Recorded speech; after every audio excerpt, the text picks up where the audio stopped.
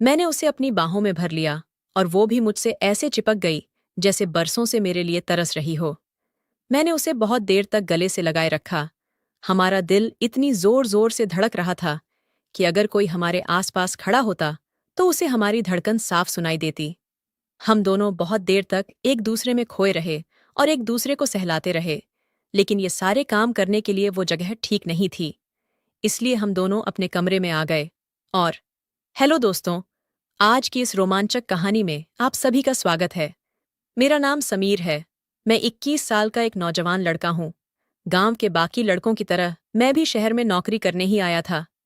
हम सब एक बड़ी सी कंपनी में काम करते थे। ये कंपनी बच्चों के खिलौने और घर का जरूरी सामान बनाती थी।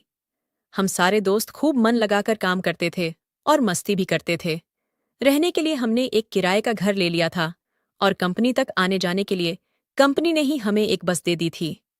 हमारी जिंदगी बहुत मजे से कट रही थी और जिंदगी में किसी भी चीज की कमी नहीं थी। दोस्तों के साथ टाइम पास भी हो जाता था और काम करने में भी मन लगता था। एक दिन की बात है। पूरे दिन काम करने के बाद हमें पता चला कि कंपनी की बस खराब हो गई है, जिस वजह से नाइट शिफ्ट वाले लोग कंपनी नहीं आ पाएंगे और हम लोग वापस घर नहीं जा पाएंगे। हमारे मैनेजर ने हमसे कहा, अगर तुम लोग नाइट शिफ्ट वालों का भी काम कर लो तो तुम लोगों को डबल पैसे मिलेंगे। मैं दिन भर काम करके पहले से ही थक गया था। मैनेजर की बात सुनकर मेरा मूड और खराब हो गया। मैंने अपने दोस्तों से कहा, यार हम पूरे दिन से काम कर रहे हैं, अब मैं और काम नहीं कर पाऊंगा। मुझे बहुत थकावट हो रही है और नींद भी आ रही है। तब तक मेरा एक दोस्त बोल पड़ा, अरे यार, हमें घर जाकर करना ही क्या है। 2-3 घंटे का काम और रह गया है, उसके बाद तो फिर सोना ही सोना है। और ये काम हम फ्री में थोड़े ही कर रहे हैं, हमें डबल पैसे भी तो मिलेंगे। वैसे भी कल हम सबकी छुट्टी है, तो कल भी दिन भर सोएंगे। आज बस थोड़ी देर की ड्यूटी और कर लेते हैं, उसके बाद तो फिर मजे ही करने हैं। उसने अपनी बात खत्म ही कर पाई थी, तब तक मेरा दूसरा दोस्त बोल पड़ा, समीर, हम पूरा दिन काम ही तो करते हैं। अगर आज रात थोड़ा ज्यादा काम कर लेने से थोड़े ज्यादा पैसे मिल जाएंगे तो इसमें बुराई क्या है। और वैसे भी हम इस शहर में पैसे कमाने के लिए ही तो आए हैं। मुझे अपने दोस्तों की बात सही लगी। उनकी बात सुनकर मैं भी नाइट शिफ्ट के लिए तैयार हो गया। नाइट शिफ्ट करने वालों को चाय नाश्ता सब कुछ मिलता था और ज्यादा काम भी नहीं करना पड़ता था।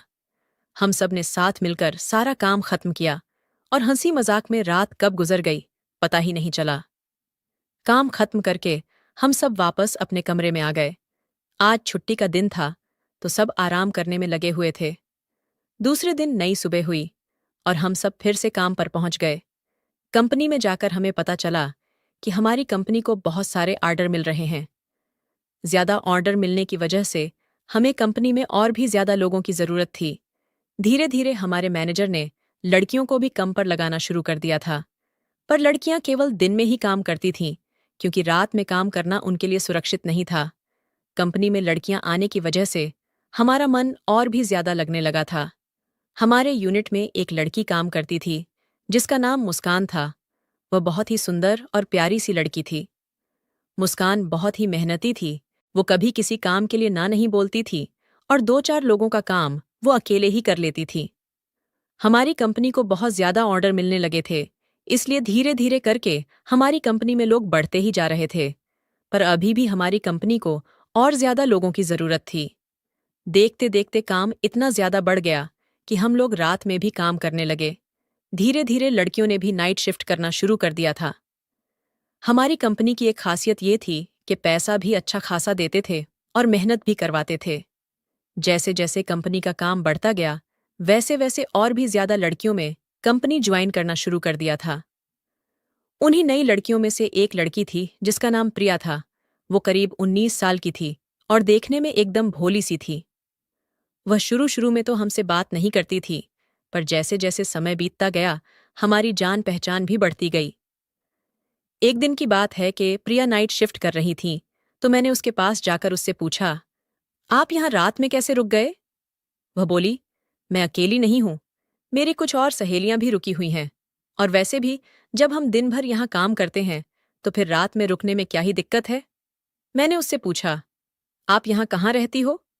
तो उसने कहा, मैं किराए पर कमरा लेकर रहती हूँ। हम बहुत सारी सहेलियां एक साथ गांव से आए थे और एक साथ ही कमरा लेकर रहते हैं। जब उसने अपने मोहल्ले का नाम बताया तो मैं समझ गया कि ये तो मेरे बगल वाले मोहल्ले में ही रहती है, पर हमारी कभी मुलाकात नहीं हुई। मुझे ये जानकर बड़ी खुशी हो रही थी कि प्रिया मेरे आसपास ही रहती है। धीरे धीरे हम दोनों में जान पहचान बढ़ने लगी। हम दोनों काफी देर देर तक एक दूसरे से बातें करते रहते थे। सच बताऊं तो मैं उसकी तरफ आकर्षित होने लगा था। वो मेरे बारे में क्या सोचती है मुझे ये तो नहीं पता था, पर मैं उससे प्यार करने लग गया था। अब हम दोनों काफी वक्त एक दूसरे के साथ बिताते थे, यहाँ तक कि हम दोनों अपना काम भी एक साथ ही करते थे। मैनेजर हमें रात में ही बता देते थे कि हमें सुबह तक कितने पैकेट तैयार करने हैं। हम दोनों अपने अपने पैकेट उठाकर ले आते थे और बातें करते करते सारा काम खत्म कर लेते थे। इस तरह हम दोनों बातें भी कर लेते थे और हमारा सारा काम भी खत्म हो जाता था। समय धीरे धीरे बीत रहा था, पर हमें ऐसा करते करते महीनों बीत चुके थे। अब हम दोनों एक दूसरे से बातें किए बिना रह ही नहीं पाते थे। हम दोनों पूरा दिन बातें करते थे, पर फिर भी हमारी बातें खत्म ही नहीं होती थीं। एक दिन वह मुझसे बोली, समीर तुम बहुत अच्छे हो, मुझे तुमसे बातें करना बहुत अच्छा लगता है। मैंने कहा, मुझे तो तुम तब से पसंद हो जब मैंने तुम्हें पहली बार देखा था। जब तुम पहली बार वो लाल ड्रेस पहनकर आई थी तो किसी खूबसूरत परी की तरह लग रही थी। मेरी बात सुनकर वो शर्मा गई और मेरे गले से लग गई। मैंने उससे कहा, तुमसे बात किए बिना मेरा दिन पूरा नहीं होता है। तुमसे बात कर लेता हूं तो सब कुछ अच्छा लगने लगता है, और ऐसे ही बातों बातों में कब हमारे सारे आर्डर तैयार हो गए हमें पता ही नहीं चला। रात के करीब 4 बज रहे थे और हमारी छुट्टी 5 बजे होती थी। हम दोनों काम करके बुरी तरह थक चुके थे, इसलिए कुछ देर आराम करने के लिए हम दोनों कंपनी के गोदाम में आ गए। हमें पता था कि यहाँ हमें कोई भी डिस्टर्ब नहीं करेगा। हम दोनों एक दूसरे की बाहों में बाहें डालकर बैठे हुए थे। मैं उसके दिल की धड़कन साफ साफ सुन सकता था और उसके हाथ पैर भी कांप रहे थे। मैंने उससे पूछा, प्रिया, तुम्हें डर लग रहा है क्या? वह बोली, नहीं, बिल्कुल नहीं। मुझे किस बात से डर लगेगा? लेकिन मैं समझ गया था कि मुझे उसके शरीर की कंपन को कैसे खत्म करना है। फिर मैंने उसे अपनी बाहों में भर लिया और वो भी मुझसे ऐसे चिपक गई जैसे बरसों से मेरे लिए तरस रही हो। मैंने उसे बहुत देर तक गले से लगाए रखा। हमारा दिल इतनी जोर जोर से धड़क रहा था कि अगर कोई हमारे आस पास खड़ा होता तो उसे हमारी धड़कन साफ सुनाई देती। हम दोनों बहुत देर तक एक दूसरे में खोए रहे और एक दूसरे को सहलाते रहे, लेकिन ये सारे काम करने के लिए वो जगह ठीक नहीं थी, इसलिए हमने ज्यादा कुछ नहीं किया। मैं नहीं चाहता था कि उसकी इज्जत पर कोई आंच आए। फिर हम दोनों ने प्लान किया कि हम दोनों कल छुट्टी ले लेंगे। सुबह हुई और हमारी छुट्टी भी हो गई और उसके बाद हम दोनों अपने अपने घर आ गए। प्लानिंग के हिसाब से हम दोनों ने आज के दिन की छुट्टी ले ली थी। प्रिया की सारी सहेलियां और मेरे सारे दोस्त काम पर जा चुके थे और हम दोनों अपने अपने घरों में अकेले थे। प्रिया ने मुझे अपना एड्रेस बताया और मैं उसके पास पहुंच गया। उसने हम दोनों के लिए खाना बनाकर रखा था।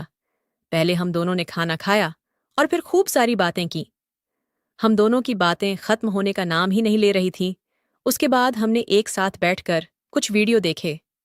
कुछ देर बाद फिर से हम दोनों के शरीर में कंपन होने लगी और इस बार हम दोनों की मदहोशी का ठिकाना नहीं रहा। प्रिया मुझसे बोली, अब बस समीर, मुझसे अब और सब्र नहीं होगा।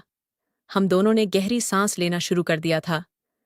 उसके उभार इतने मुलायम और सुंदर थे कि मैंने उनके साथ खेलना शुरू कर दिया। उन्हें महसूस करने से ऐसा लग रहा था कि मानो इससे पहले उन्हें कभी किसी ने हाथ नहीं लगाया हो।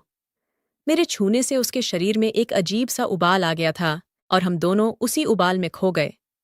हमारे सारे दोस्त कंपनी में काम कर रहे थे और हम यहाँ अपना काम कर रहे थे। हम पूरे दिन कमरे में ही बंद रहे और शाम को खाना खाने के लिए ही निकले। हमारा पूरा शरीर थकान की वजह से चूर हो चुका था। जब हमारा शरीर जवाब देने लगा तो हम दोनों आराम करने लगे और हमें कब नींद आ गई समझ ही नहीं आया। कुछ घंटों के बाद प्रिया ने मुझे जगाया और मुझसे कहा, समीर, अब तुम्हें अपने घर जाना चाहिए। मेरी सहेलियों के वापस आने का समय हो रहा है।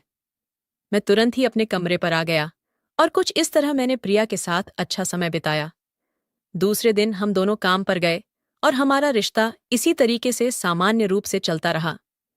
कमेंट करके ज़रूर बताइएगा कि आपको ये कहानी कैसी लगी। अगर आपको ये कहानी पसंद आई हो तो इसे लाइक करें और अपने दोस्तों के साथ भी शेयर करें। आगे भी ऐसी रोमांचक कहानियों के लिए हमारे चैनल को सब्सक्राइब करें और बेल आइकन दबाना ना भूलें।